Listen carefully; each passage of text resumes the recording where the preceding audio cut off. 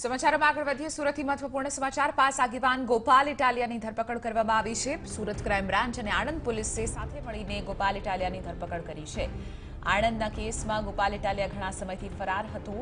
ગોપાલ ઇટાલિયા પાટીદાર આંદોલનનો સક્રિય કાર્યકર્તા છે અને જેની ધરપકડ કરી લેવામાં આવી છે।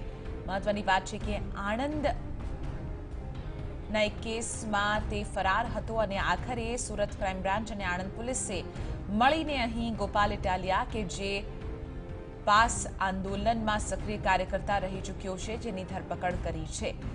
મહત્વની વાત છે કે પાટીદાર આંદોલનનો સક્રિય કાર્યકર્તા ગોપાલ ઇટાલિયા રહી ચૂક્યો છે અને તેની આણંદના એક કેસમાં અહીં ધરપકડ કરવામાં આવી છે। ઘણા સમયથી ગોપાલ ઇટાલિયા અહીં ફરાર હતો। આજ મુદ્દે વધુ જાણકારી મેળવીશું ટીવી 9ના સંવાદદાતા બળદેવ સુથાર પાસેથી। બળદેવ, આણંદના કેસમાં ગોપાલ ઇટાલિયાની ધરપકડ થઈ છે, આખરે શું છે વધુ વિગતો? જે રીતના વાત કરવામાં તો આણંદના કેસમાં પાસના કાર્યકર્તા જે ગોપાલ ઇટાલિયા છે છેલ્લા ઘણા સમયથી ભાગતો ફરતો હતો, એટલે તેની ધરપકડ થઈ નથી। તેના કારણે આણંદ પોલીસ જયારે સુરત આવી હતી અને ક્રાઇમ બ્રાન્ચ સાથે મળી આણંદ પોલીસે જે ગોપાલ ઇટાલિયાની ધરપકડ કરી હતી, સાથે સાથે સુરત ક્રાઇમ બ્રાન્ચ સાથે હતી। એટલે સૌ પ્રથમ પહેલા સુરત ક્રાઇમ બ્રાન્ચ સાથે લાવવામાં આવ્યો, ત્યારબાદ આણંદ પોલીસ જે તેમના કેસની અંદર આણંદ લઈ ગઈ છે।